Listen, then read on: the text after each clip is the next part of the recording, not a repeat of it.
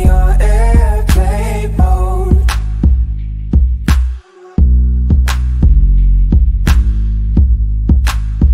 You can put me on.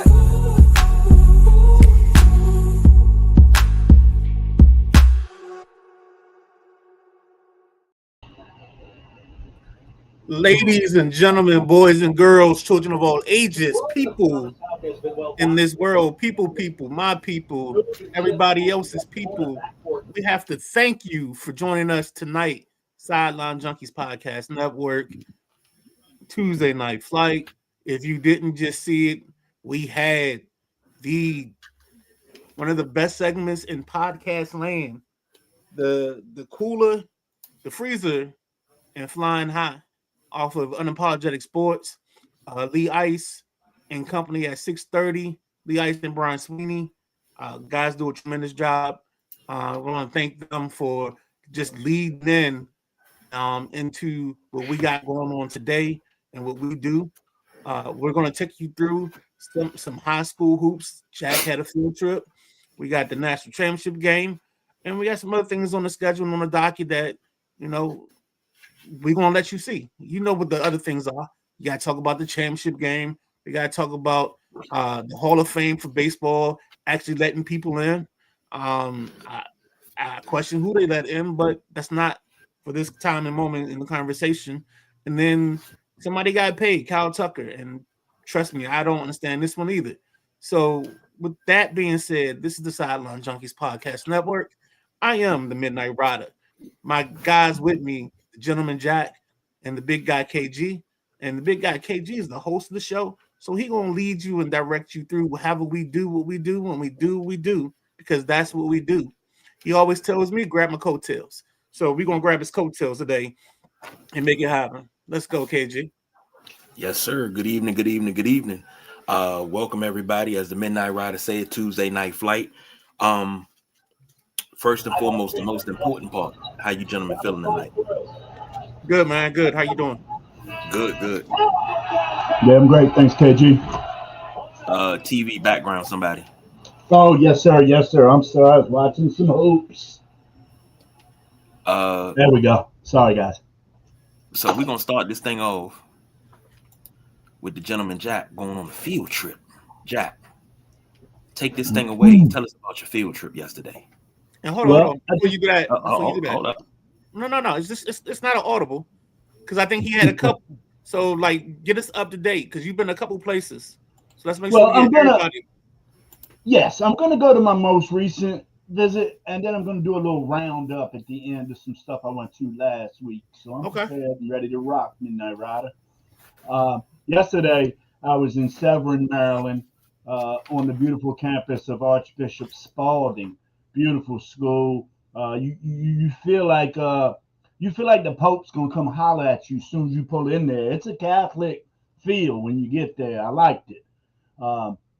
It brought back memories of me sneaking on the campus at Elizabeth Seton. They got a couple of the crosses that Seton has, and it just brought back a lot of memories when I turned into the Archbishop Spalding campus.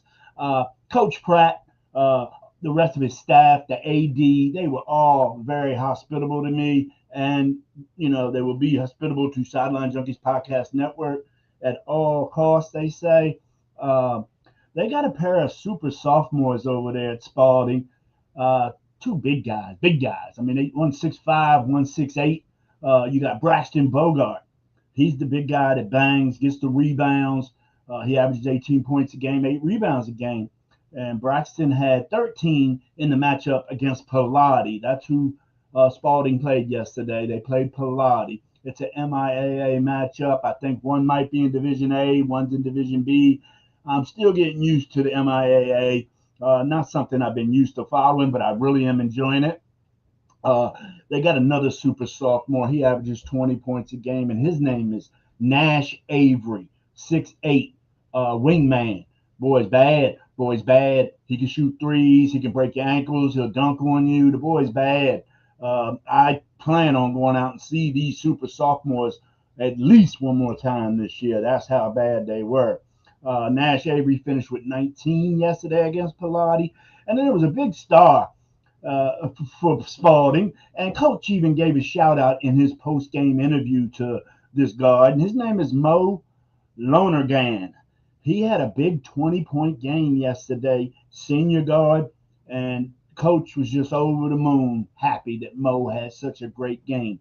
On the Pilates side, you had a gentleman named Kim Danke, senior, and Gregory Taylor. Gregory Taylor, he had 19, and I want to say Danke had 17 for Pilates in the loss. It was a tight game all the way up till the fourth quarter, and that's when Spalding just started banging down low and saying, "Hey, we gonna get this victory," and that's what they did. They shut the 3-point shooting from Pilates down, in which that Gregory Taylor, he was one of the main 3-point shooters for Pilates. That boy was stroking it. So I really had a great time at a Spalding game. Other games I've checked out in the past couple of weeks, I was over at South River High School in Edgewater, Maryland. They have a gentleman named Jaden McDuffie. Everybody knows him from the football, from the gridiron. He's a Northwestern commit for football. But I tell you, this young man's a bad man pajama on the basketball court, too. He had a sweet game for South River the other night. Jamie Finn, another senior at South River, and Coach Hall, his son Jonah Hall on the team. All three of them seniors are leading the South River squad. And I tell you, they took a loss to Meade last week. But I tell you, Meade is a strong team coached by legendary coach Mike Glick. And Mike has a guard over there, a junior guard, and reigning Anne Arundel County Player of the Year as a sophomore, Keon Scott.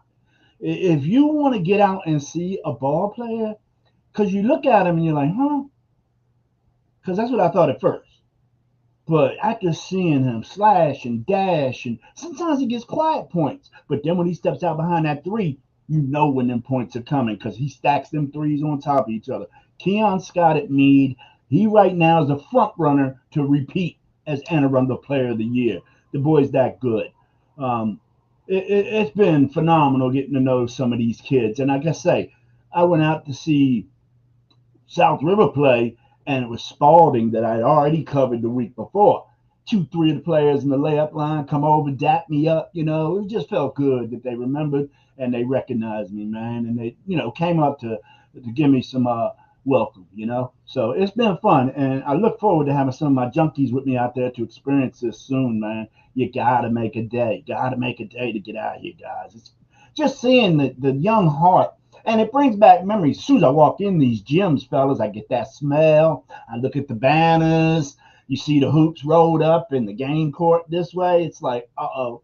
It just feels like, KG, I want to lace them up, dog. I want to lace them up. I do. The ball comes to me. I grip it. It's already in the triple threat position. I'm ready to pass, shoot, or dribble. You know what I'm saying? And I'm just loving the high school experience by covering these games. It's been so fun, guys.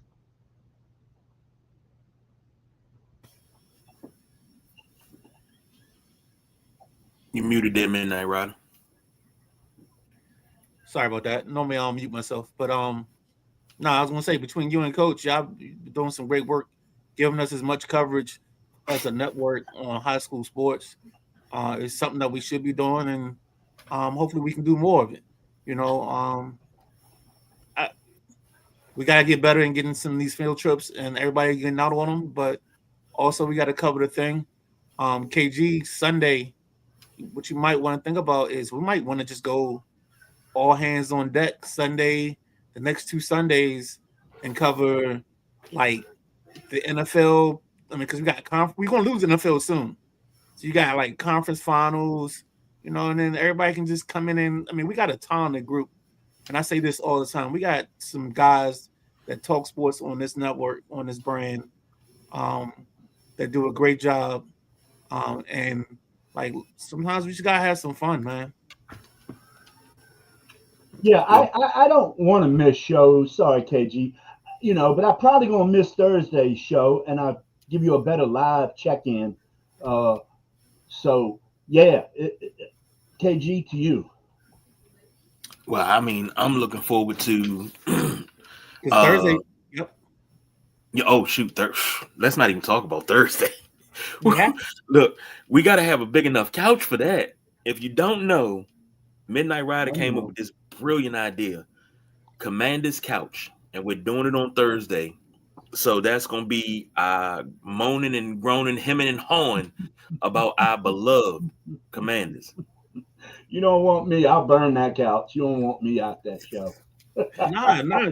Send your video. If you're going to be out in the field, send us your 2-minute video like you always do. And then, all right. Yeah, man. All right. I want so many different perspectives on this. That it's just like it's not us generated. You know what I'm saying? It's a thing because I know how I feel. I kind of have an idea how you feel, but like let's just let people vent and have some fun with it. Okay, yeah, most definitely. That sounds great. Thursday, you know how they say, God willing, and the creek don't rise. I'm going to be back around the way, KG. I'm going to the Parkdale Bladensburg game at the stable. I've already talked to Coach Kamar from Bladensburg High School. He's welcoming an 86 alumni back to just come in the stable, interview some of his kids, and watch the game. And the reason I picked that game is not because of the matchup or both teams are good or one team's good. The reason I chose this game because this is what's considered a Riverdale rivalry game. Because cats that live in Riverdale, if you're on this side of East-West Highway, you go to Parkdale. If you're on this side of East-West Highway, you go to Blade.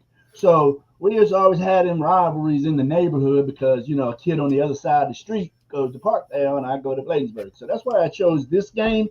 And then Friday, I think I'm going to go down Southern Maryland and check out Great Mill and Northern. I'm still waiting on communication back from the coach of Northern.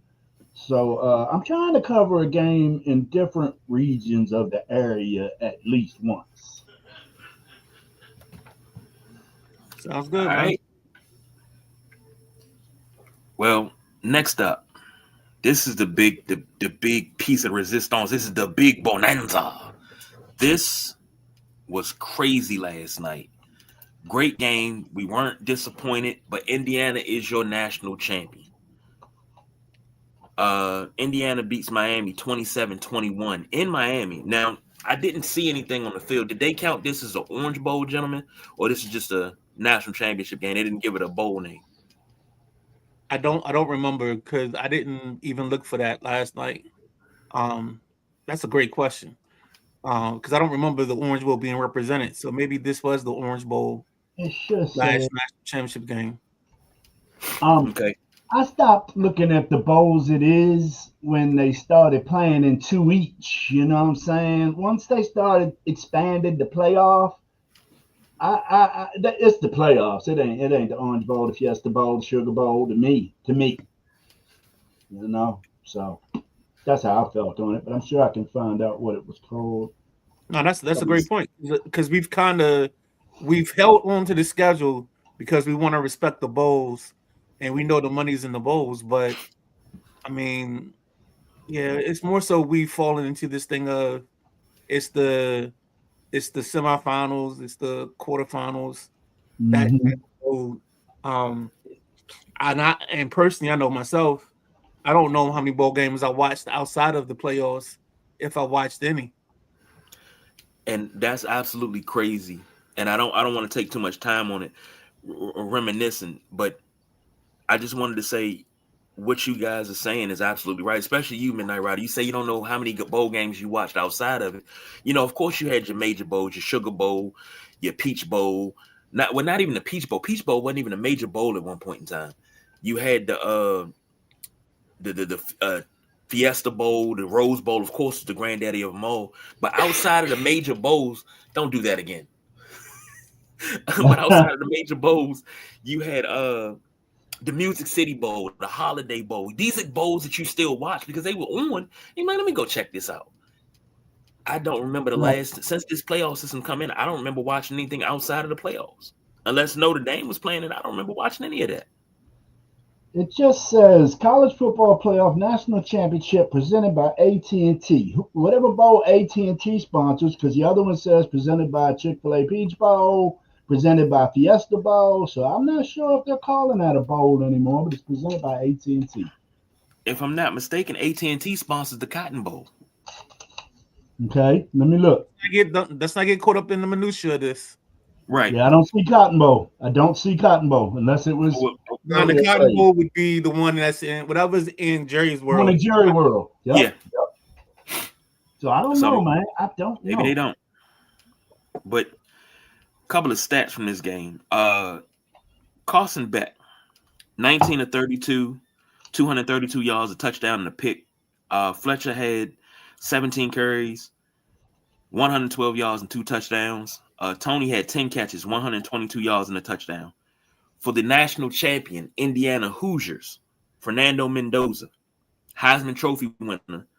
I think with this game and the way he played, he solidified himself as the number 1 overall pick. Tell me if I'm wrong. 16 to 27, 186. Black had 17 carries for 79 yards, and Cooper had 5 catches for 71 yards. Gentleman Jack, take it away. Well, Indiana held off Miami. I didn't think they were going to be holding off the Canes. I didn't. I thought they was going to get them by at least 2 tutties.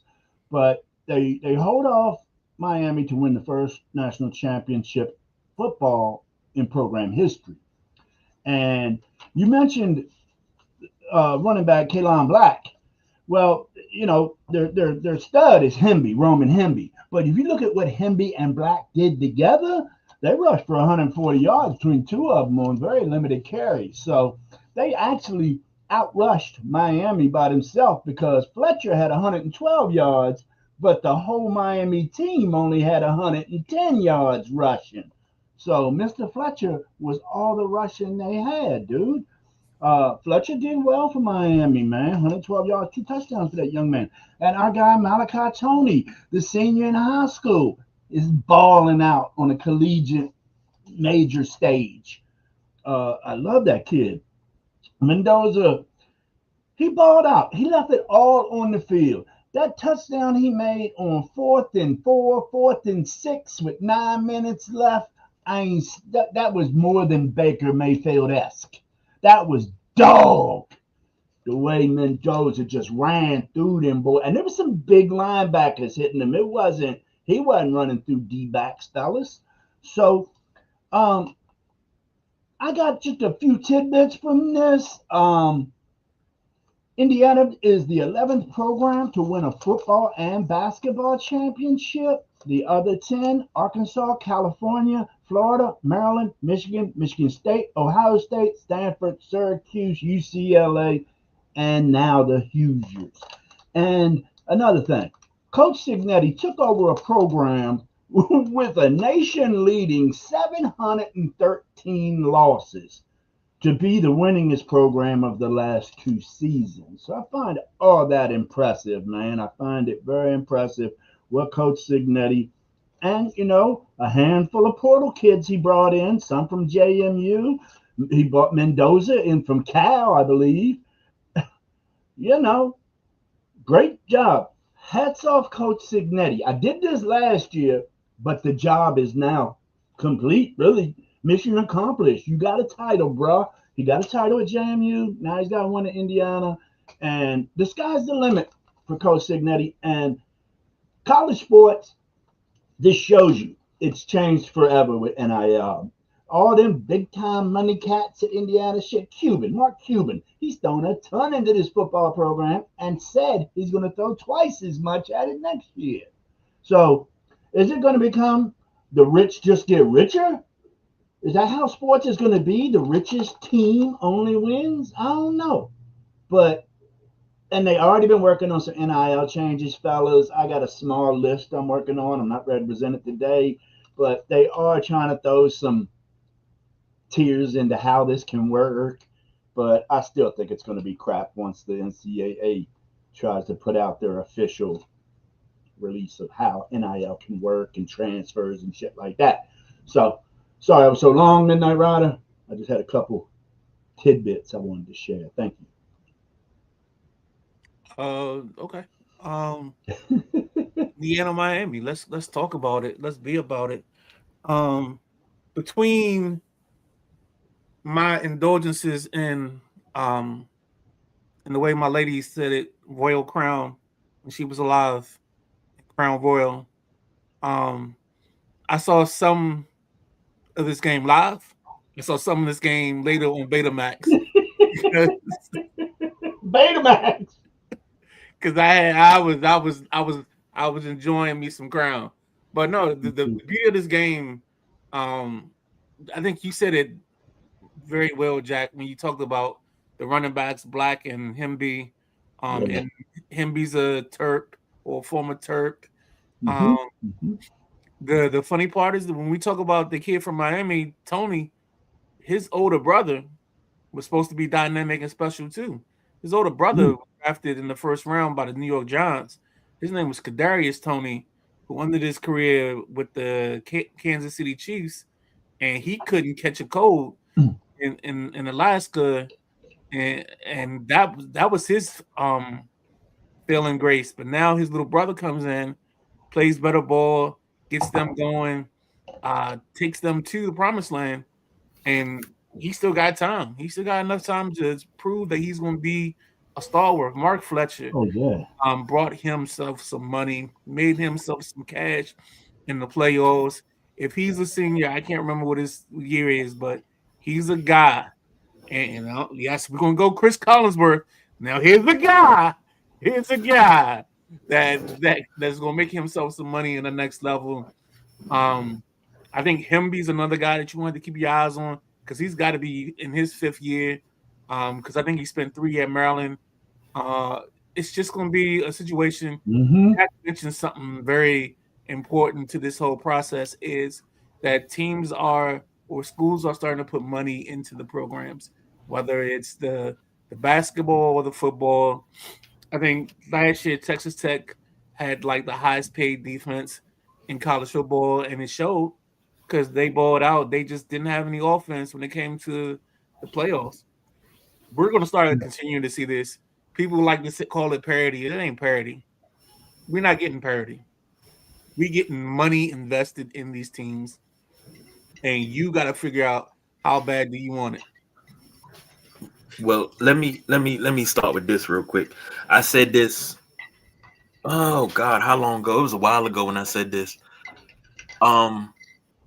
If the Ivy League decided to put up the money, right, and the money they got in the Ivy League, it wouldn't be anything. But Ivy League's not focused on athletics; they're focused on, academics. So, but if it's going to come down to it, fine. But I'm gonna say this: the Raiders got the number 1 pick. I feel like Dave Chappelle in that episode with Stedman called and he was like, "Damn it, Stedman, if you mess this up for me," I'll say that to Mark Davis. Mark Davis, if you mess this up for Maddie, but I swear to God, you got your quarterback. Don't trade back. Don't trade anything. You got your quarterback to build around in Mendoza. And I don't normally say that because I didn't think he should have won the Heisman, but he convinced me he's the number 1 overall pick. Because if you think about it, think about your last couple of Heisman winners that started at one school, didn't work out too well, went to another school and balled out, either won a national championship and the Heisman, or just balled out altogether. So you got Mendoza did it, Joe Burrow did it, Baker Mayfield did it, Jaden Daniels did it. Who else am I missing? Didn't Caleb do it? Because wasn't Caleb at Oklahoma first, and then Oklahoma, USC. Yep. So if that's the route that you take now, and I'm starting to love that the Heisman Trophy is starting to become prestigious again for the winners. I'm just not loving that it's all quarterbacks that's winning it, but I'm starting to love that it's becoming prestigious again. And these guys are being picked in the first round. They're not getting Gino Torretta. But this game, it really let me know that Carson Beck is not the guy that we thought he was. He looks like last night he looked like the Carson Beck from Georgia from last year.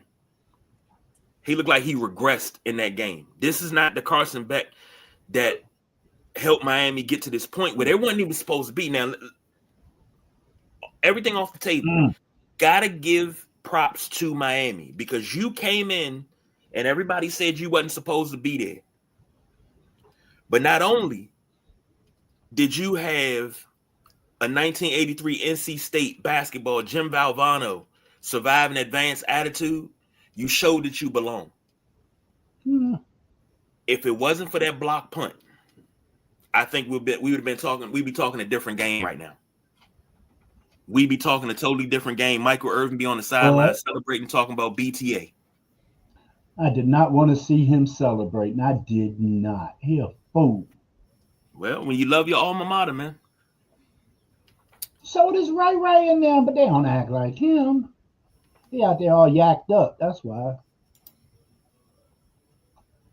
Y'all see that clip I sent y'all about Michael Irvin on the Saturday Night Live show? Yeah. Y'all look at it? Up for funny. Modi said Beck didn't scramble when he won games using his legs as a threat on this Miami run. They had a double a double shadow on him, man. They had a shadow on this side and a shadow on this side. That's how well the DBs cover that Indiana was able to shadow him on both sides of the line, I thought. And Mo said Hemby, former Terp. That's absolutely right. But he got out of here for greener pastures. Now he's a national champ.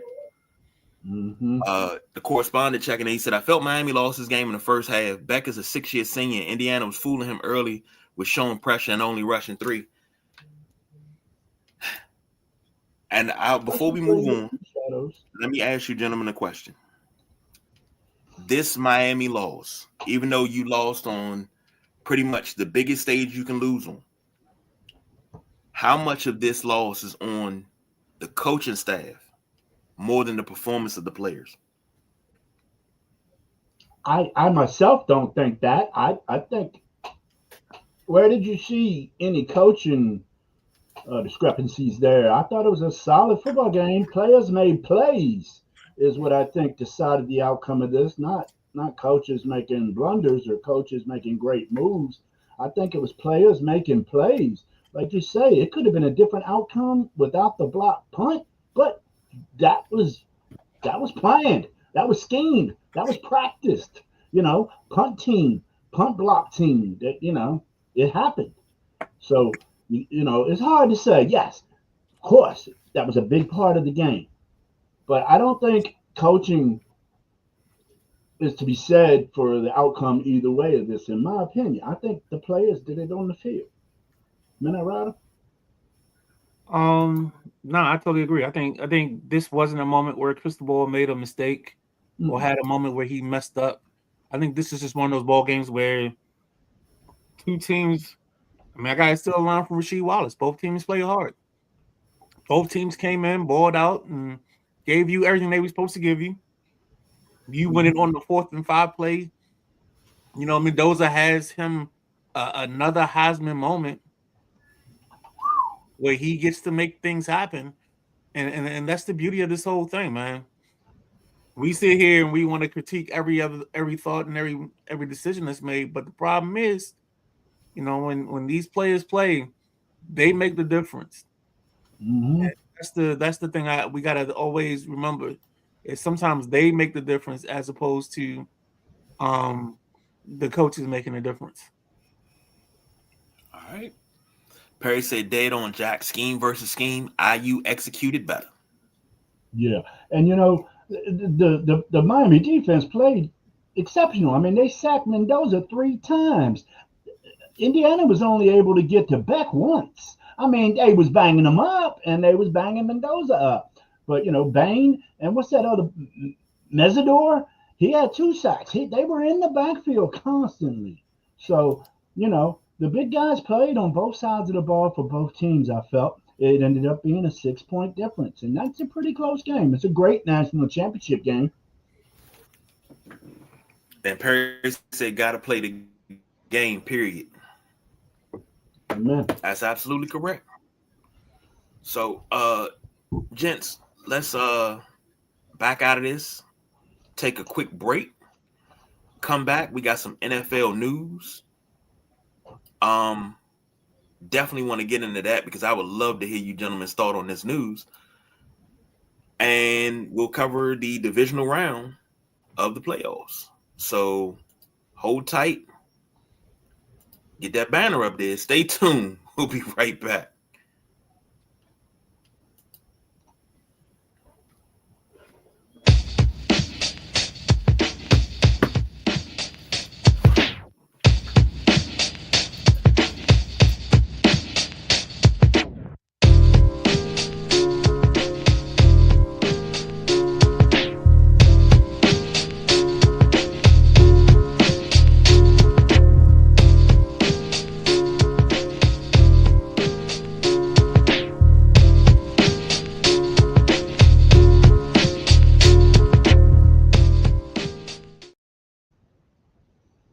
Ladies and gentlemen, you just saw the commercial for the Sideline Junkies Podcast Network, Nothing But Net. I see you shaking your head, KG. Go ahead. Go ahead and just go ahead and say what you got to say, bro. I'm gonna be honest with you. That motherfucker right there, smooth. You made it. Smooth. Hey, that's a C Perry special, man. He hit me with the ideas. We kind of went back and forth because there was a little difference in our thought process, but I was just like, yo, do what you do. And yeah, that's what we came up with. And I didn't see the whole promo. So I didn't see the part that y'all saw where the it's got like the Midnight Rider, the picture of me and talking, and the picture of him talking. I didn't see that part. Yeah, I want. And I mean, I saw like the first like 10 seconds of it. I was like, oh, I like this, and I ain't gonna worry about it. Like I kind of put it to the side and was like, all right. And then we debuted it. Oh yeah, yeah, I like it. I think we should incorporate more of that type of photos of the hosts of certain shows on their preview things. I think it's pretty tight. I know. First of all, I seen Maddie do it a while ago, and I thought that was tight. And then I seen that one. Yeah, I think that's a great idea. And you can grab those photos off of clips, can't you? You can grab the photos off of clips or however you want to do it. It's just you gotta be willing. You gotta be able to do it. That's all. I think honestly, the one thing that we kind of dragged our feet on was the editing part of what we do, and I think we could chop up some things and make some things happen in the short term. Let's get. Hold on. I know you ran the board, but the correspondent jumps in and says, "Love that promo for Nothing But Net. It's fire. We appreciate that, man. But what we really want is, you guys to come in, man, jump in with us. It's a tight show, so we may not always reach your comments and get everything that you want us to get to when you jump in with us. But we try to take you around association in 30 minutes, man. We try to give you some old school eyes on a new school product. So for sure, man. Thank you. Definitely. Love it. I'm just talking basketball, but I love it. Y'all got a show packed tomorrow night because big news came out this morning. I know y'all definitely gonna cover that with Jimmy Buckets. Yeah, so sure. Got it on my list right here, yup. A lot going on in Golden State. All right, we got these NFL hires. So apparently, Mike McDaniel he bows out of the Browns search, so he's no longer in the running for the Browns job. Robert Saleh takes over in Tennessee, and Miami Dolphins hire. I don't know if you gentlemen covered this. They hired Jeff Hafley, defensive coordinator of the Green Bay Packers. Atlanta hires Stefanski.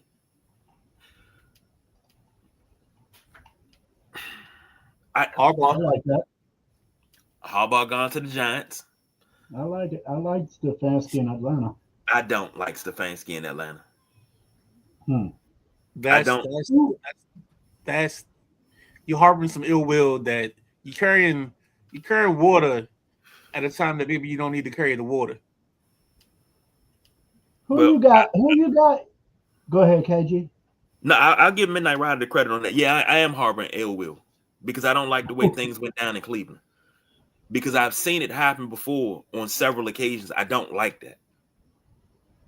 But when you're in a situation, and I say it all the time, when you're in a situation where you're expected to make the meal, but you're not allowed to shop for the groceries, and you just got to take whatever's given to you, dig it. So, who you got in Miami? You said, what's his name? Jeff Hafley, the defensive coordinator of Green Bay. Okay, what about Sila? Where did you say he went? He went to Tennessee. And is Sila the cat from the Dolphins? Sila's the cat that used to be in the Jets. Detroit. The Jets and San Francisco's offensive coordinator? No, defense coordinator. So a lot of defensive coaches getting jobs this cycle. Yeah, there's I seen a post, as KG likes to tell me and Midnight Rider about the post he sees. So I'm gonna tell him about the post I saw. I saw a post on the Washington Commanders page, and it was talking about my boy down there that was a coach in Miami. You know my boy that wear the capris. And no lie, somebody answered, hell no, we don't want him and his capris to come to Washington. So there's other people out there that see it the same way I do, fellas. Or you just Miss Lee Ice talk about his capris because he brought that up too. So well, me and Lee from the same cloth. Fishing out the same pond, yeah. But I think the one that sticks out a little bit to me is Sala to Tennessee. Because Tennessee has had this thing of you have Rabel. Why get rid of Rabel?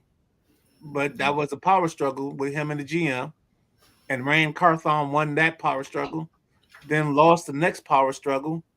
So now you're like 3 coaches and 2 GMs into a rebuild or a redo or whatever. I know Jack's not a big Cam Ward guy, but maybe Cam Ward can save somebody's job. But they got to put some weapons around, and they got to get a better running back. I keep telling you, I'm you know me, KG. I'm not a big Tony Pollard guy. If you can give me anybody else that's not named Pollard to run the ball for Tennessee, I'd appreciate it. And then they also got to get some weapons on the outside. We can't have Calvin Ridley as your biggest receiver or your most important receiver because that doesn't work for this team and what they need. So that's another place where I feel like, there's just this disconnect. And until they can fix those disconnects, I think they'll struggle. And we'll talk about receivers in other places as we go through it. I don't know how you want to handle this, so I'm going to step back and let you go back to being the sender. Well, I'm going to say this. When we talk in Tennessee, and Maddie says Stefanski in Atlanta will be fine, Perry follows it up with Steph in Atlanta is a good hire. I personally, he's going to have to show me. I don't want him to become a QB killer either. And then when it comes to what's going on in Tennessee, Bud Adams is not walking through that door. So you gotta take what you got and play with it. Whoa, pause. We gotta do something like this. What are we doing? This is criminal. This is criminal. Good Lord. Yes. I had to lob that one up there. But okay, Diddy. Oh, Diddy. But KG Diddy. When it comes to Tennessee, Cam Ward, you got to do whatever you can to tailor your offense to Cam Ward, but you got to put weapons around. I like what you said about putting somebody outside and getting him a run game. Now, I was a big Tony Pollard fan, but it seems like if he's not in Jerry's world and he under the star, he don't play ball. Like this dude, what happened? So you got to go and get you something. He actually got 1,000 yards last year. I think he had 1029. So it ain't special, but it's effective. Okay, I made that face because hey Jack. What? Now pull my coat and follow me this one. This is the same man that told me not too long ago, maybe a couple of years, 1,000 yards don't mean nothing no more, champ. Don't mean shit. It don't mean nothing. So him getting 1029, that don't mean nothing, brother.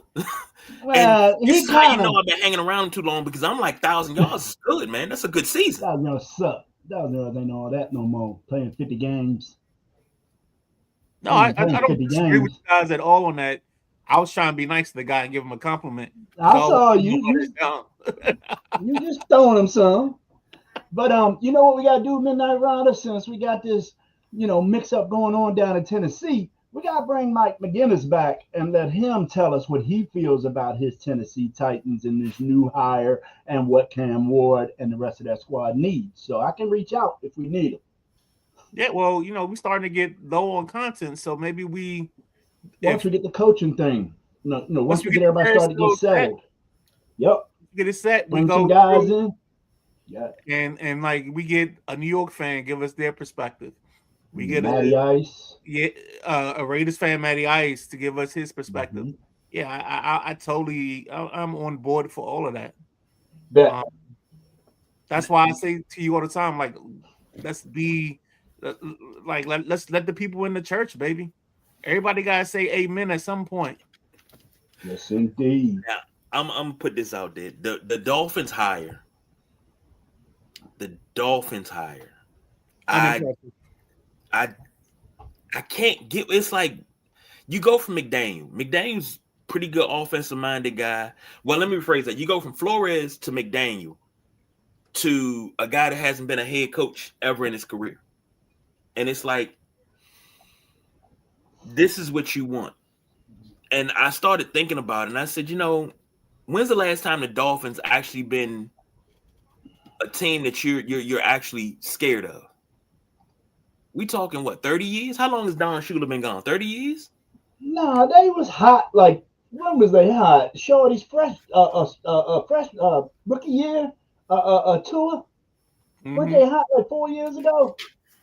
Yeah, he had like a season where he dropped like 12,000 yards. So yeah, here's the thing: the Hartley hire, in my mind. Go ahead.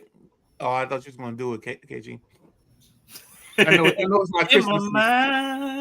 Y'all boys too much. The problem with the Miami situation is that the GM, I think, was the guy that's a big fan of the D coordinator at Green Bay. Like, they were a package deal. It's kind of like when I look at the Nationals and you hire Taboni, and then Taboni hires the kid, the 30-year-old from the Tampa Rays, Buchera. I think some of this stuff is just like conversations that guys have had in the background, and if I get a chance, I'm bringing you with me. Will take me with you type of situation. Go ahead, Jack. You was talking about Stefanski, and I just was on the NFL for ESPN page, and this is Baker Mayfield takes a swipe at Stefanski. Baker Mayfield says, "I'm still waiting on a text or a call from Stefanski since when the Browns shipped him off like a piece of garbage. Can't wait to see you twice a year, coach." Ooh, threats have been made. My boy, baby.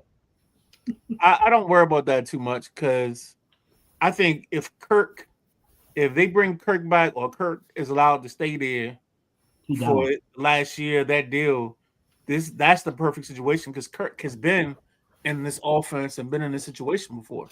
He was with him in Minnesota, and that's when Kirk had one of his better years. So Kirk, and then if you re-sign Kyle Pitts, Pitts loves him some Kirk Cousins. He doesn't like him Michael Penix. So that could be a thing with Drake London. You got Bijan. This team can be in it because they got the two young pass rushers they just drafted, Pierce and the kid Walker from Georgia. Like, they have some things. They got some shiny things that can make things happen. And it depends on how it plays out and how it all works out. Yeah. All right.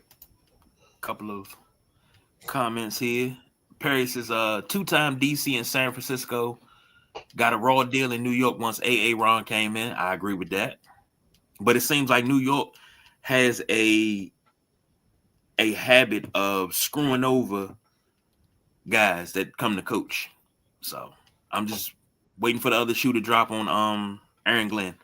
It says Maddie says Sealer will be the first coach fired in this group. I believe so. All right. And Maddie also says teams do this all the time. Offensive guy doesn't work, they go D guy. Correct. So all right, gents. We got divisional Sunday. Go ahead. Hold on. Let's check out the rest of the hires real quick. Let's just make sure we announce them. Harbaugh goes to the Giants. I don't know if anybody has anything on that, but I think he talks about wanting to play physical football. So we'll see how that plays out if he can actually do that. We got Stefanski to Atlanta. We kind of talked about and touched on the surface. Solid to Tennessee. Hartley, which we all don't understand, to the Dolphins, but we get it because it's an inside job. And then what did I miss? There's one coaching job I missed. I don't know. All right. Well, we'll come back to it if I missed it. I know Maddie will let me know if I missed something. So go ahead. Let's go move to the divisional games. All right. Divisional Sunday is what we did. We covered Saturday on Sunday. So the conference games are set. For divisional Sunday, first game up was the Patriots hosting the Texans. Patriots 28, Texans 16. For the Texans, CJ Stroud 20 of 47, 212, 1 touchdown, 4 INTs. His rating was 28.0. Marks had 14 carries, 17 yards. Higgins had 6 catches, 59 yards. For the Patriots, Drake May, 16 to 27, 179, 3 touchdowns and 1 pick. Stevenson had 16 carries, 70 yards.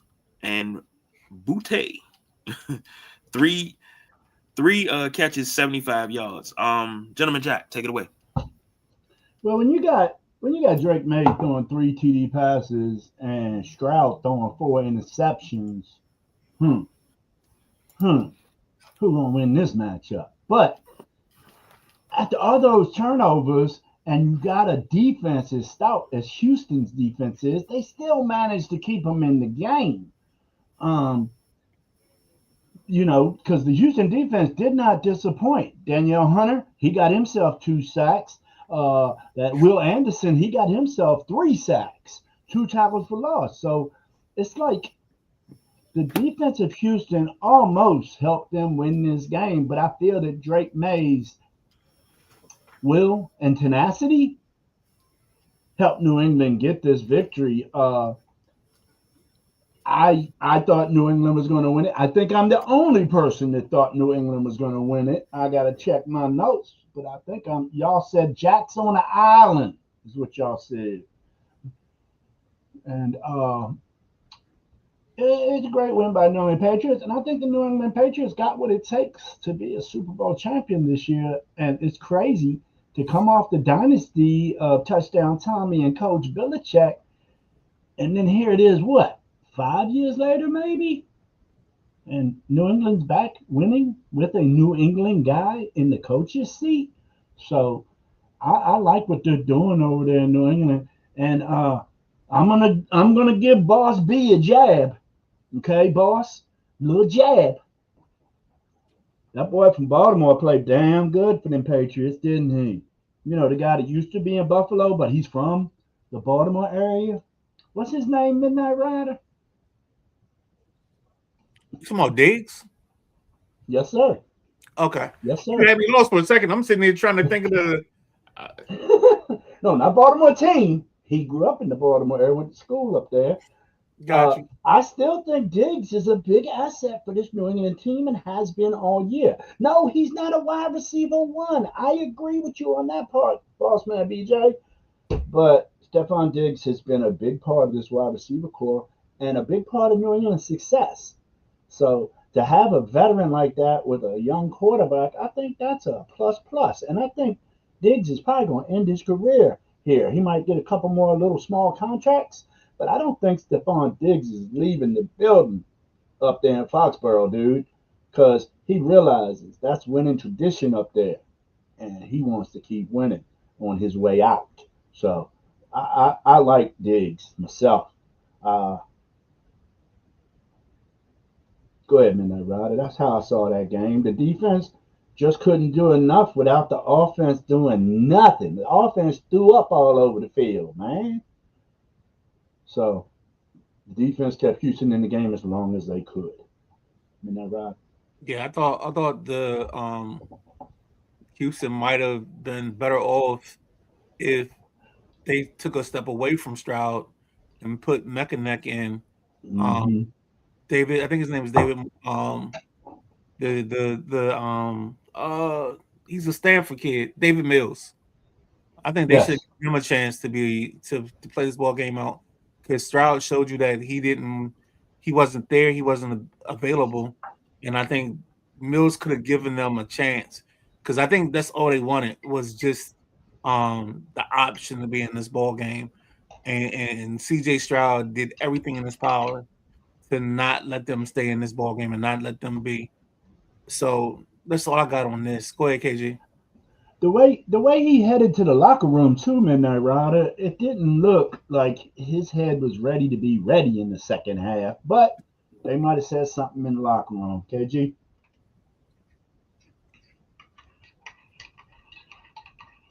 Mute monster. I love y'all muting.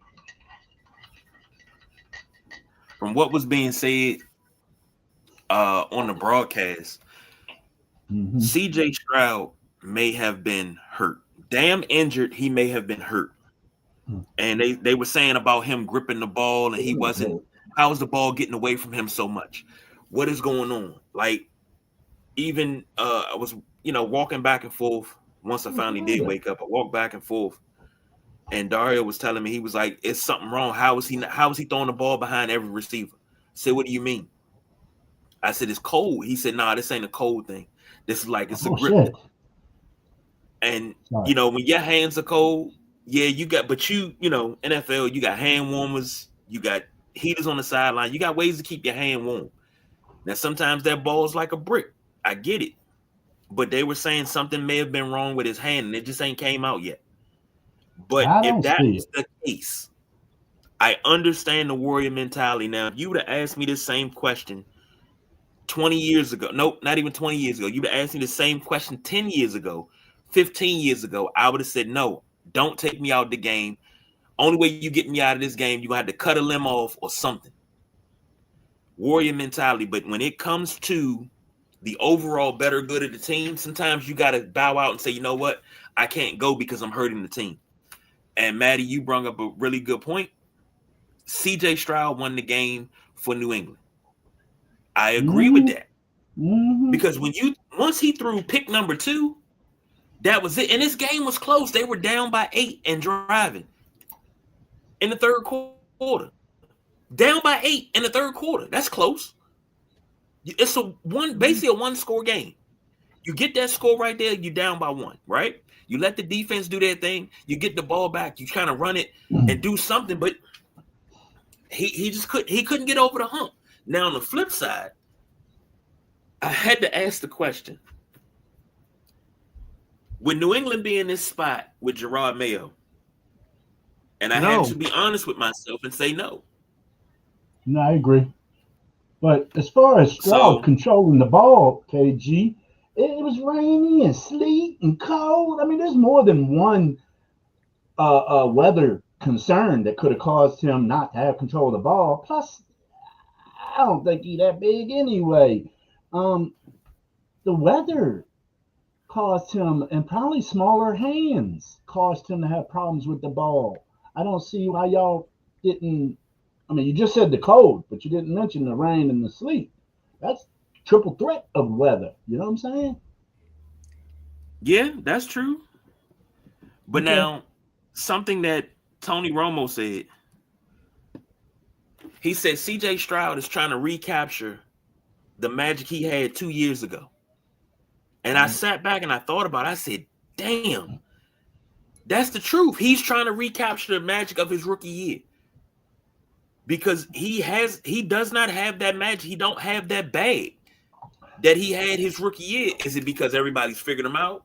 But he shouldn't have the magic that he had of his rookie year because that was the foundation. You're supposed to build on the foundation and move up. And you're supposed to get better, if you will. But I don't know. I don't know what it was. I don't. He did nothing. Defense has got them to where they are, dude. Not CJ Stroud. That's true, but you still with every great defense, you still got to put up points. And if he's not putting up points on the offense, you got to do something. You got to give the defense something to work with. 3,000 yards, 19 touchdowns, 8 interceptions, 61 quarterback rating for the season. That's usually not even a playoff quarterback with numbers like that. So the defense, as everybody's been praising all year, not CJ Stroud, in my opinion. That was the number one defense. As long as we're on the same page with that. All right. Next up, you got the Rams 20, the Bears 17. This game was done in overtime. I'm working overtime. 2 overtimes this weekend, didn't we? Yep. One on Saturday, too. Yeah, that was great. If this does not solidify Matthew Stafford as your MVP, I don't know what will. He was 20 of 42, 258. Kyron Williams had 21 carries, 87 yards, 2 touchdowns. Puka Nacua had 5 catches for 56 yards. For the Bears, Caleb Williams probably had to throw of the year in this game. Let me just say that. He was 23 of 42, 257, 2 touchdowns, but he had 3 picks. DeAndre Swift had 19 carries, 76 yards, and Loveland had 4 catches, 56 yards. Gentleman Jack, take it away. Yeah, you can look at Caleb Williams' last 2 great passes in this here round, divisional round, and in the rounds last weekend. He did. He made phenomenal plays while running for his life. But what he did, he pulled a rabbit out his ass on both of those, in my opinion. I mean, it was desperation. Like I said, running for it. Like, just get that ball down. Man, I don't give those, but I do give him credit for growing into a better quarterback this year. But those 2 passes he made the last 2 weekends don't get him no Hall of Fame or nothing from me. The Rams and Matthew Stafford, as you say, the 2025 MVP, 2025-26 season MVP. If it doesn't go to him, it's a travesty. And I think KG's going to wreck the town if he don't get it. And I'll be right behind him driving the getaway car. Great job by the Bears, man. I've enjoyed watching their season because it was a season I thought not going to happen. So hats off, Matty Ice. It's the same situation, almost exact by 1 game. 1 game short of what Washington did last year. So this is this season's Washington Commanders, the Chicago Bears, a team that won 5 games last year, maybe 6. So, the Rams. Oh, where they at? Rams, yeah, they NFC. So the Rams and the Patriots, man. That's gonna be the Super Bowl. And it's going to be a damn good one, I think. Midnight Rider? I mean, you kind of said it with the fact that the quarterback made a throw. I'm sorry. I mean, people want to make it seem like it's luck, but sometimes when you make a throw, it's just all arm talent. Oh, it's not luck. I'm not saying that. But it was close to pulling a rabbit out of your hat, bro. Both times he was. Hey, sometimes it's better to be lucky than to be good, baby. I can ride that. We just out here, and he's made a couple throws. He's had a couple situations where, he put the ball in harm's way, and it went his way. And I don't take that away from him. But I mean, good God, because if you were looking at that in real time, you thought he was either throwing the ball away or that ball was going to fall out of bounds or somewhere. And then for the fact that Cole Kmet, Notre Dame, caught it and it was a touchdown, I was just like, all right, I don't know what else they got to do. I don't know what else you got to do to win the ball game. And then you get the bad route from DJ Moore, and Curl jumps it, and it just changes the whole element of the ball game, changes the nature of what it is, and that's where we end up at. We end up with Rams being in the because when Mervis kicked it, I was nervous for Mervis, Mevis, whatever his name is, big chunky bastard. Bars. I like seeing chunky kickers, man. Them skinny cats wearing Daisy Dukes, man. They ain't got nothing on that big chunky kicker. So, like, yeah, I just think that's one of those situations where we get what we get, and we're gonna have a championship game, and it's gonna be interesting on the AFC side, but on the NFC side, it's gonna be something else. So, let's get to Sunday's games. God, I forgot you guys weren't with us on a Sunday morning.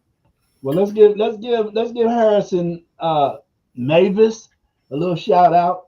The rookie out of Missouri. I like him. Here we go. Well, let me say this about this game. I don't know why Caleb Williams will roll out like that, direct traffic, and think he had the wherewithal to throw a pass like that to the back of the end zone. You know what that takes?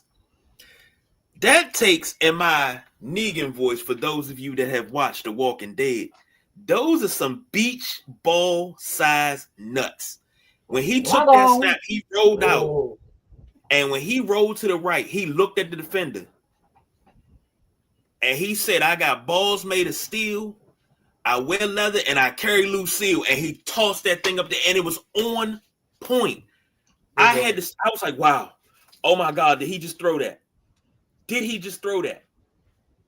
Like, it was a 50-yard pass, KG, for like an 18-yard touchdown. Hey, that's all right. And I shout out to Matty Ice because he said Chicago will make the playoffs, and they did. They made it to the divisional round. I thought they were going to go to the NFC Championship game, honestly, but I was wrong. And this is an exciting game. The correspondent, he said, I love to see Cam Curl ball out for the Rams. The home team could have surely used him this season. So consistent, never seems to be out leveraged. I think he plays a little bit better in a different scheme than he did here. No. Let's stop this. Well, all of us, me, you, and KG me, you, and Midnight Rider picked the Rams. Mo and BJ picked the Bears. And then in the Houston game, Mo, BJ, Midnight Rider. Ooh, I don't have KG, but I think you picked Houston too. And then I picked New England. So I want to go through the picks we got in his book and maybe give us a yearly number of how we did on the nickel. Yeah, I don't know if I need that one. I know you don't. I know you don't, bro. I don't need that reality in my life, bro. You done died on the cross of the sword and all that. Hey, but you always die on the pale moonlight. You always die on the cross of your beliefs, baby. Yep. Matty Ice said the game was great, but the anthem was one of the best non-Super Bowl anthems I've ever heard. I saw he said that. He gave it a 45. But the Cam Curl thing, I get what Keith is saying, and I think Cam Curl is a solid safety, but like it helps when you have a pass rush. I'm gonna say that because as much as we try to tell me about Emmanuel Forbes this year,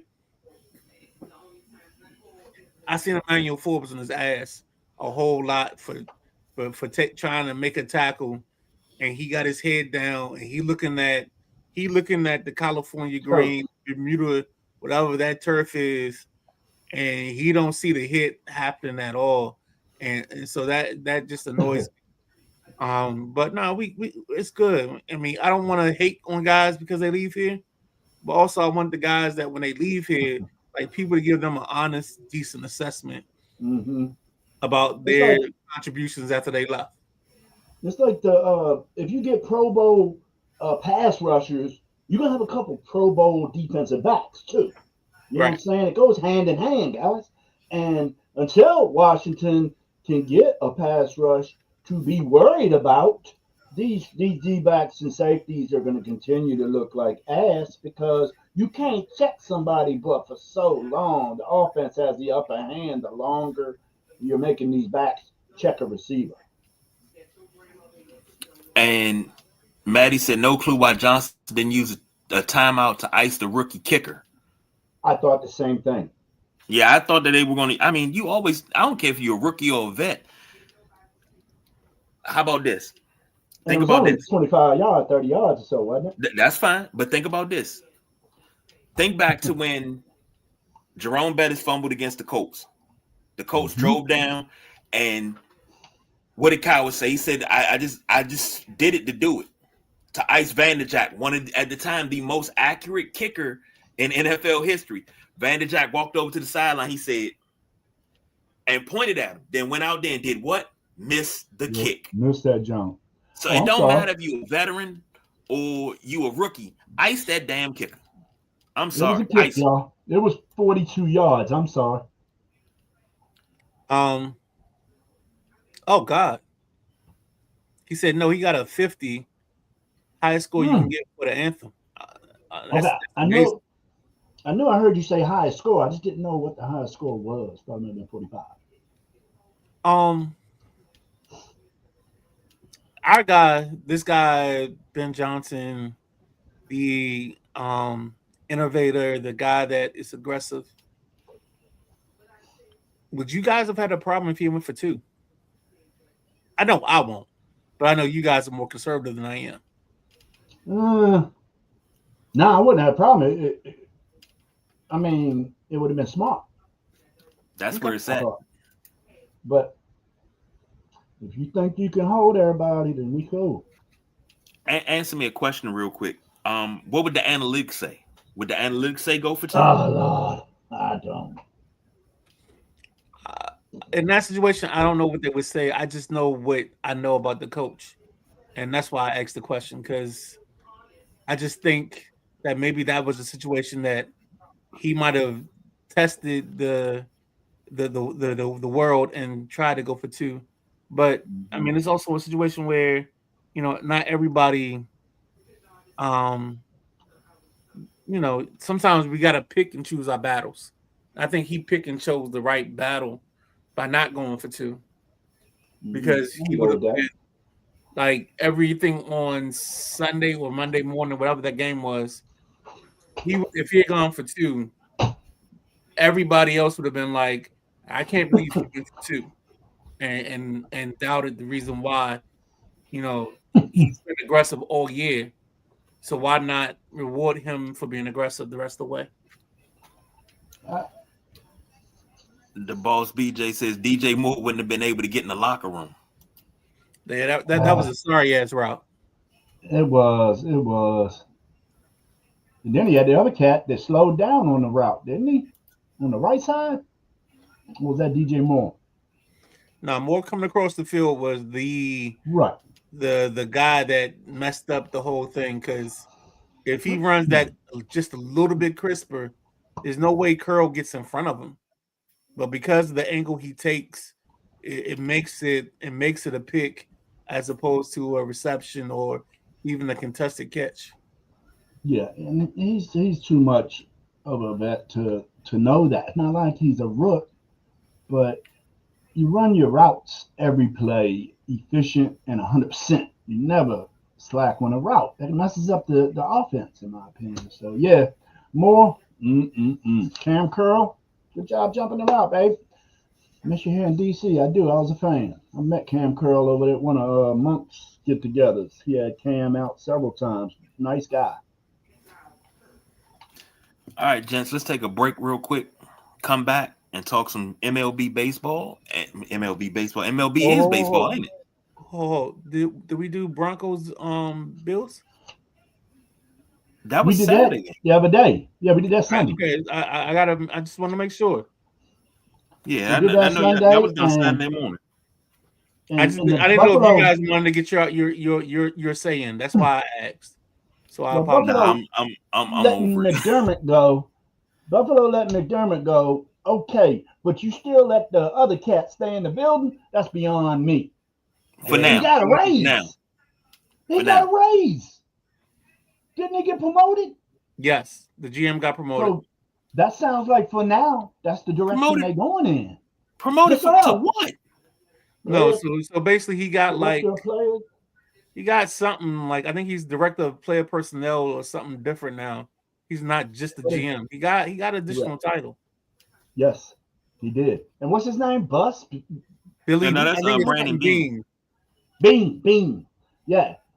I thought both of them, if one was gone, both should have been gone. If one of the two had to go, I thought it should have been Beane, not McDermott. But BJ wants them both gone, so I want them both gone.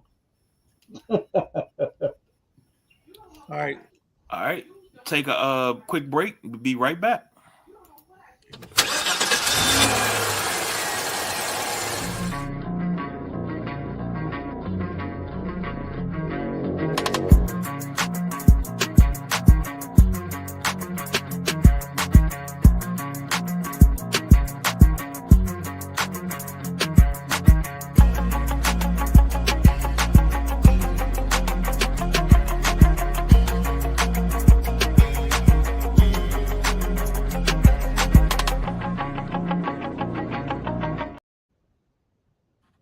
Ladies and gentlemen, welcome back. We are coming to you live and direct.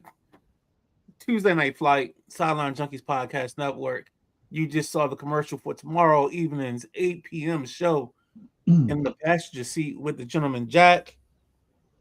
Gentleman Jack, talk to me. Who we got tomorrow?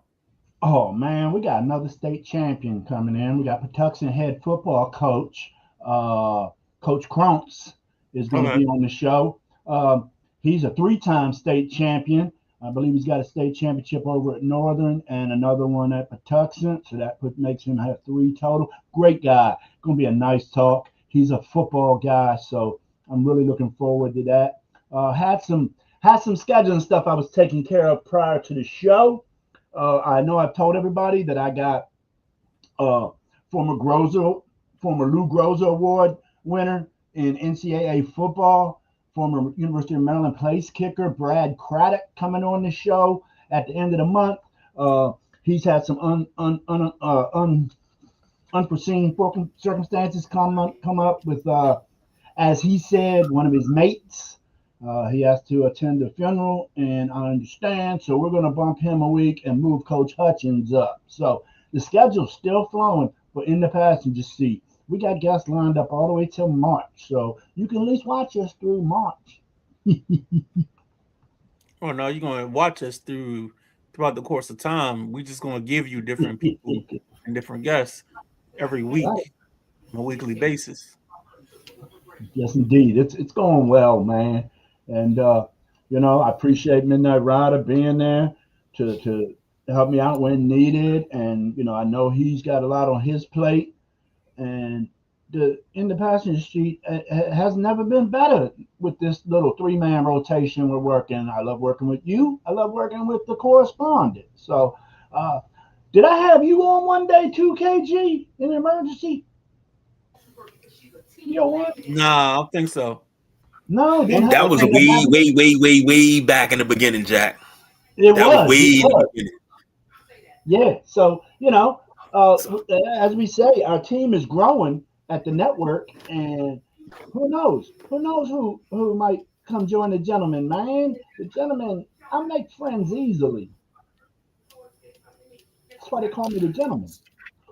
So let me ask you this, Midnight Rider. This is you. I'm ready to sit back. I'm ready to learn. Where you want to start at? You again. I'm a coattail rider. Let's go. All right. Let's make it happen. Run with it, MR. Now I'm gonna put this out there. We talking about Hall of Fame. Hall of Fame. We talking about Hall of Fame. Hall of Fame. We might not want it to be elected. We might want it to be elected. and not electric. It's electric. Right.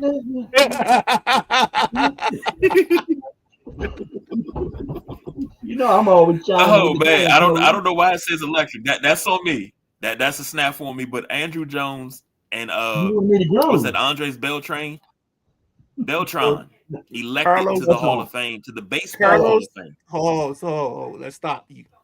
Yeah, Andrew Jones. That's Carlos Beltran. Andrew Jones, ain't he the hearing impaired dude? Local? Nah. I think you think about the Curtis kid that would play for the Tigers. Curtis Pride. Yeah. Pride. You right. Jones played play with the Braves. I remember. You right. So MLB does this thing where somehow the baseball writers decide to figure out what they want to do. It makes no sense to me because these two guys weren't in the. And maybe I got to go back and look it up, but I don't remember these two guys being in the top 10 the top 5 last year. But now all of a sudden they are the majority stakeholders in making it to the Hall of Fame, and it just doesn't make sense to me. And again, baseball has decided to live frivolously in the way they do things, and it just doesn't make sense. Like, these guys are good baseball players. Hall of Good. The Hall of Good. I just don't remember them being great. Now, Beltran did have that moment in what was that? That one all season where he hit like 18 home runs, or he had a moment where he shone.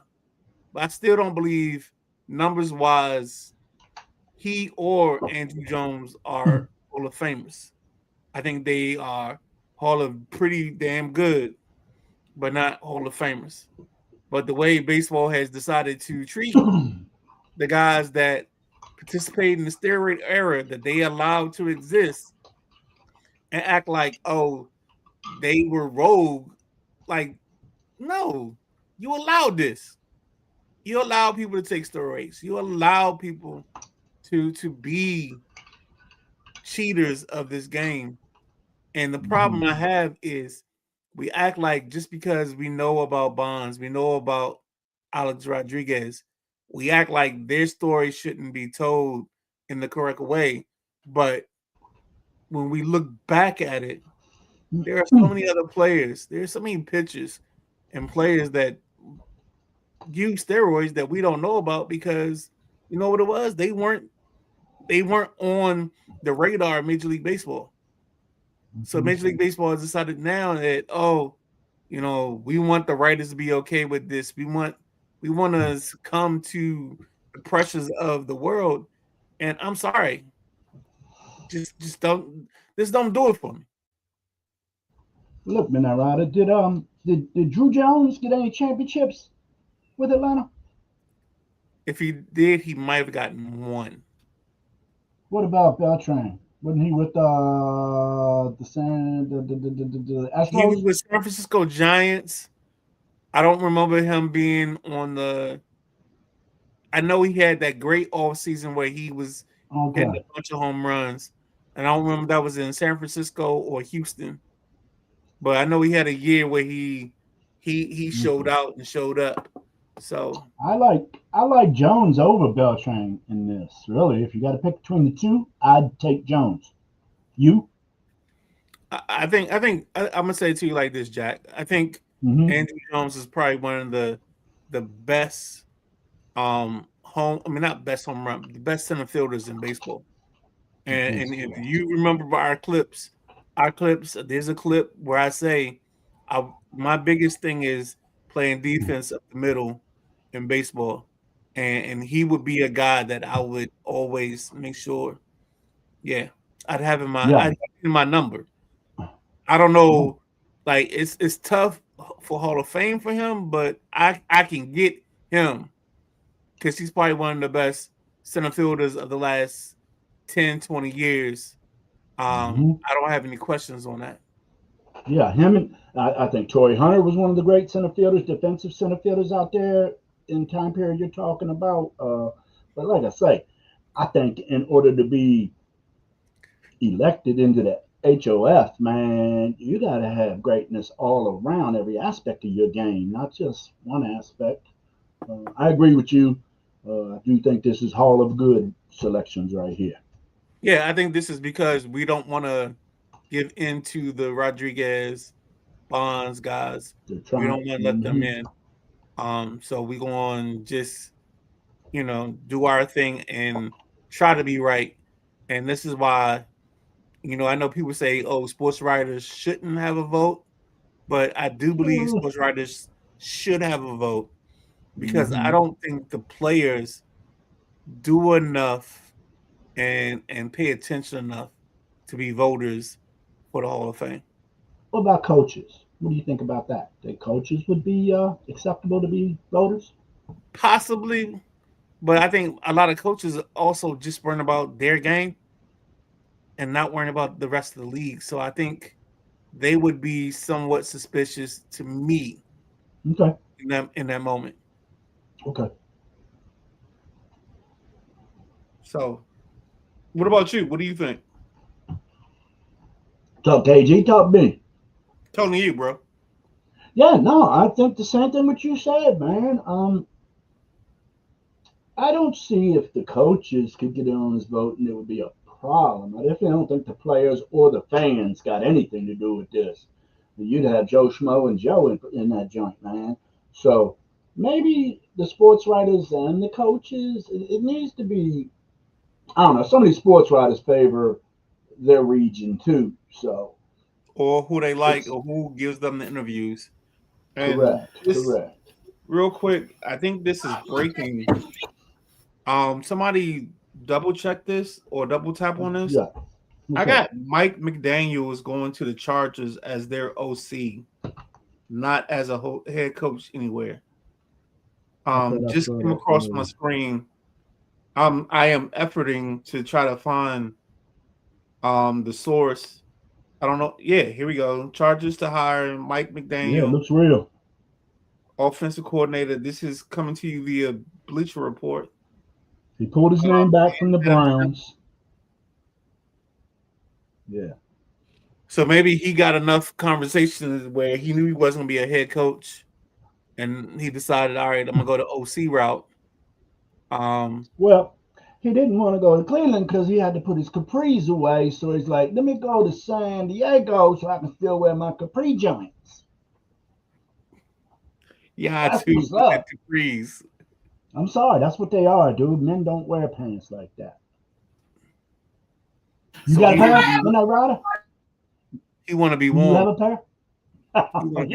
Yes, that's what I think. Do you own a pair of capris, Midnight Rider or KG? Not, Jack. You gotta watch KG though. Do you? What's up, sucker?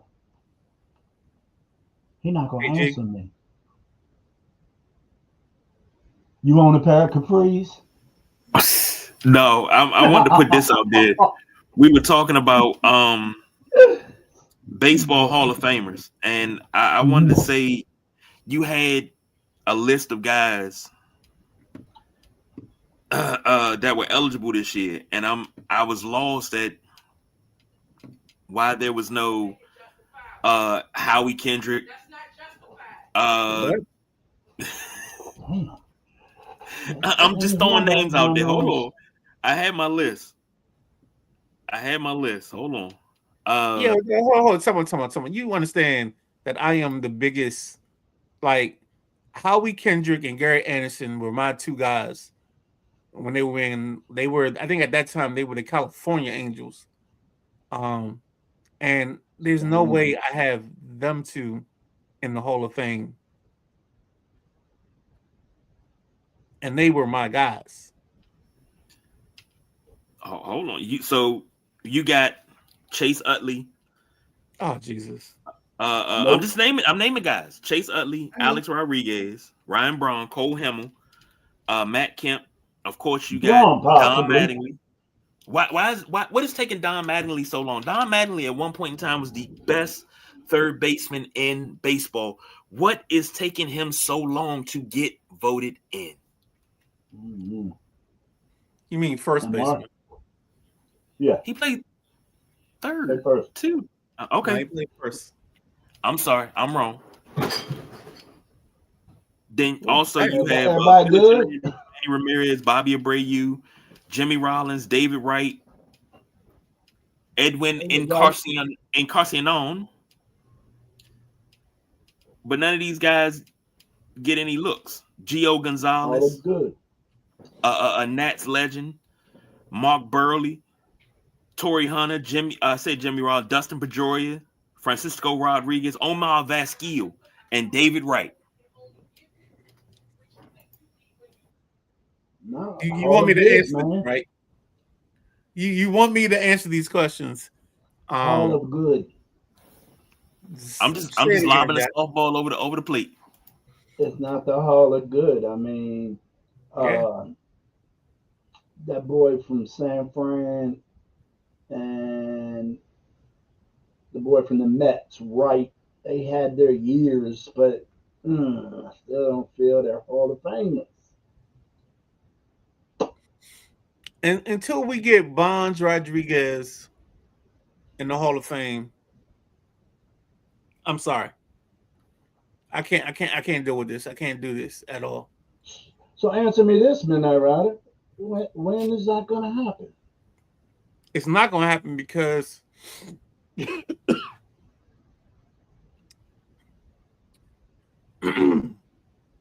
Bonds and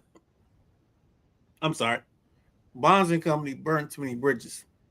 Amen. So that's why it won't happen. Okay. Because sports writers are too personal about the Hall of Fame. Okay. It's why the great Gary Zimmerman blocked Joe Jacoby for so many years, because he had to get his namesake into the Hall of Fame. So that's how I see that part. Let's go ahead and try to close out with this Kyle Tucker thing and go home after this, because it's been a thing. Kyle Tucker signs 4 years, $240 million with the Dodgers. I'm sorry. I'm gonna be blunt in this conversation. He's not a $60 million guy. That's what I was just He's not a guy that we gonna pay. Like the problem that MLB has is MLB has a problem of, we want these guys to, like, we want to pay guys, but we want to pay them whatever we want to pay them. Like the second they said 50 million, I was upset with that. And now we trying to pay him 60, and it's just like, no, he's not that good. Like, MLB has a salary structure problem. And if you allow teams like the Dodgers and the Mets to just throw dumb money at guys, then you got a problem. And you won't have to deal with it the rest of time. And then, of course, I say this, this is my new hashtag. I say rest in peace 2027 MLB season, because I don't think there's any way that we don't have a fight, at least on the surface, for the teams to say, oh, we want a salary cap. We want some kind of way to control salaries. And yeah, I'm sorry, hold on. Maddie says it better. The Bo Bichette contract is equally stupid. Yeah. Contracts don't make sense for the guys. I mean, I don't know what we look at and what we think is a player that gets the right to be like one of the top paid guys, but this doesn't happen. This doesn't make sense. Go ahead, Jack. I'm gonna let you, because this has been on my mind for a couple of days. No, I've seen it, and I knew it would be the baseball guy you are. You know, I don't think none of these cats are worth it. I mean, Ohtani, $700 million? Right. Oh, Jesus. Who deserves $70 million for 1 year of play? Not even a full year of work. going from April to September, October, and you're getting 70 mil a year. And Yeah. you know, they just keep going, you know, boom, boom, boom. And I mean, not Manny, but Soto, he got a big one. And then, you know, I just think Bryce Harper signed his big 13-year deal with Philly like 6 years ago, and that was only for 330 mil. Right. Think if Bryce Harper was up at Bryce Harper age 6 years ago, right now, would he be Uh-huh. the $1 billion guy? Would he be No. the $1 billion guy? No. Somebody's gonna get it. I mean, they're gonna get it because I mean, the guy that was supposed to get it would have been Shohei.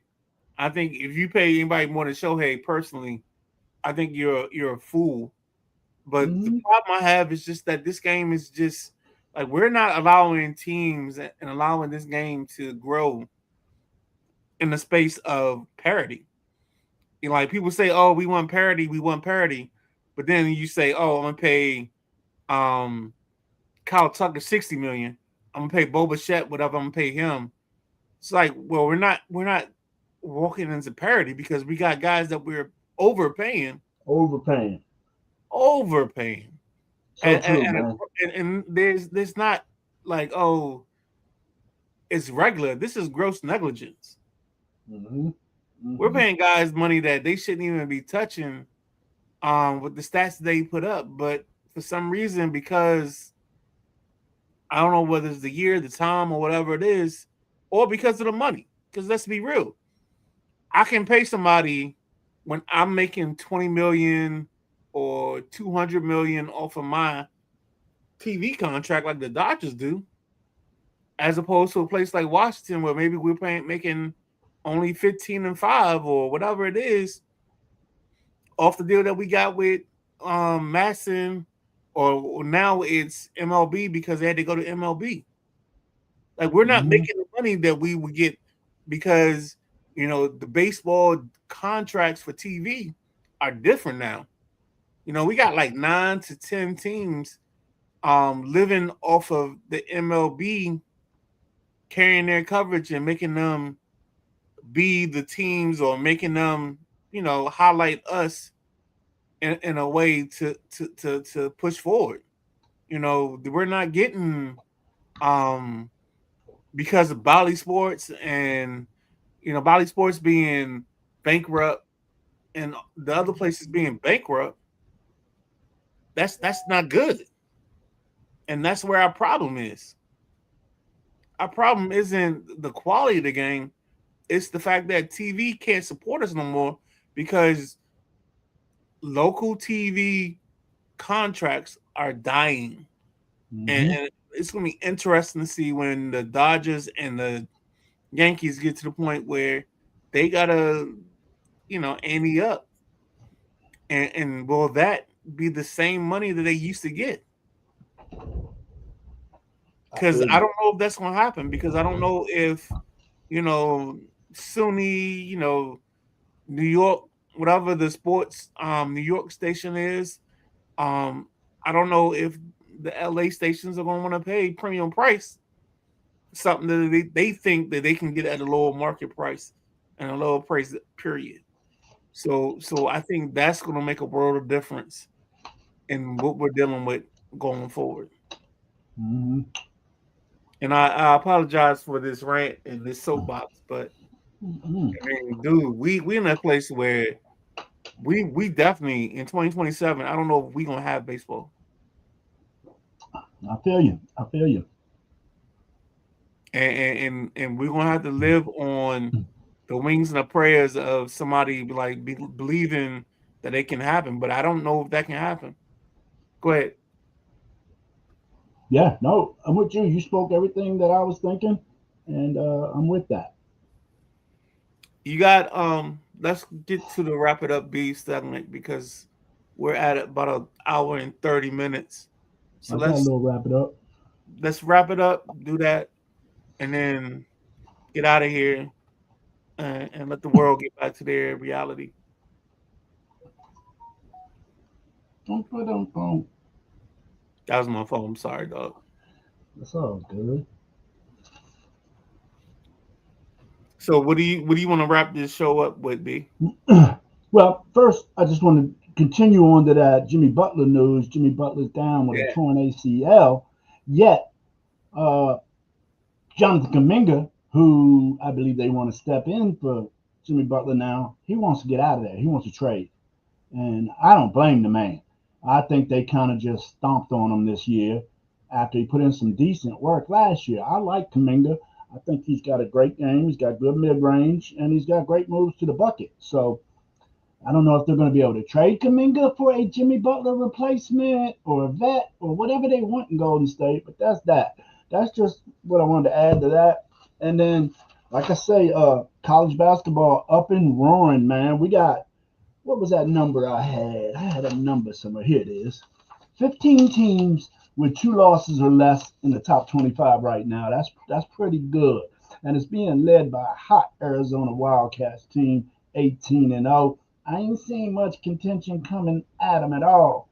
UConn Huskies up there, Michigan Wolverines, Purdue, and Duke. Just the top 5 I'm going to give you right now, but I expect us to get into college ball here shortly, now that some of the football seasons are running down. So, college basketball up and running. Get ready. I would say next week, let's get ready to do a top 10, a JC top 10. I think you said it best. I think there's a couple teams that are out and about and out in front of everybody else, and I think we need to start recognizing that and getting to it with the top 10. The way you set it up and the way you do it. Yes, Midnight Rider. And there's some teams that, like I say, every year we get a team that we're like, what are they doing up there? Nebraska Cornhuskers undefeated through 18. Gonzaga, they just lost their best player. He went out. He's out 6 to 8 weeks. So where is that going to leave them come tournament time? Iowa State lost 2 in a row last week after sitting tight in the number 2 spot most of the year so far. And them Cyclones are something. I just think they got their foot caught in some can't get right for that week. Something was going on because they didn't look like the explosive team that I see. I mean, they scored 90 points, man. They put up numbers. And then you got BYU's dropping. I don't see why they thought that BYU kid's going to be the top player in the draft. I don't think he's that damn good. He's definitely not better than Boozer. What's his name, Midnight Rider? That young BYU. I know who you're talking about. I'm looking for it right now. Yeah, but he's a guy that's going to struggle because he doesn't have the pieces around him. So like you can't sometimes you can't carry everybody to the finish line, you know. Yeah. So sometimes there's going to be some things or some teams and players that you got to figure it out before they get there. Yeah, definitely. And I think that's why I think I seen him drop to 3 or 4 quick in some of the mock drafts. So that's another place where you got to worry about it. I've seen that too, Midnight Rider. And the ACC looks like it's trying to come back hot this year. They got several teams. You got Duke, North Carolina, Virginia, Clemson, Louisville. Caleb Wilson for Carolina, tough kid. Yeah, I like him. I like him, and I rarely like a Tar Heel. The 2 Boozer boys. Yeah, I know. Don't like them. The Boozer boys are good. Like we got talent out here, and let me see. There's a comment. Let me see if this is usable. Florida's got some nice talent. They're gonna be up and down. Let me tell you who's not good. Tennessee. I watched Tennessee against Florida, and I don't know if I said this before, Jack. I might have, but Tennessee's offense looked god awful. Tennessee couldn't get out of their way to score. Like if they had a layup, they would block their own layup. That's how bad the Tennessee offense looked to me. Oh, what was their stud last year at Tennessee? Clayton was at Florida. Right. And who was the stud at Tennessee? They had a star at Tennessee they lost to the draft. I'll get into it when we get our college talk up. But right now, you got Virginia. I'm sorry, you had Florida was playing LSU, and they just pulled away in the second half. It was pretty good in the first half, but in the second half, Florida pulled away to get a 79-61 victory. So, yeah, there's a whole lot of hot things going on in ball. The Houston Cougars come back. They got another strong competing team this year. Georgia Bulldogs are putting out a basketball team this year that's looking sharp. They've been tested already. I want to say Georgia's averaging. This is before conference play really got started. They're averaging 100 points a game. All right, so real quick, Jack, let's hit these comments and let's get out of here. Yeah, let's do it. You see, Matty Ice says we're dropping into this on Monday, talking about the baseball part of our conversation. Jack Carr gives us the peace sign. So Jack Wag. I'm sorry, Jack Wag. I'm sorry. I apologize. With that being said, this is the Sideline Junkies Podcast Network. You got anything else before I sign us out? Nah, wrap it up before I start running my mouth. All right, so for the German Jack, for the Midnight Rider, this is the end of Sideline Junkies Tuesday Night Flight. Please don't forget tomorrow afternoon at 7:30, you got Nothing But Net. 8 o'clock, you got In the Passenger Seat. So join us then, and we'll see you tomorrow. Thank you for coming out. Thank you for joining us, and have a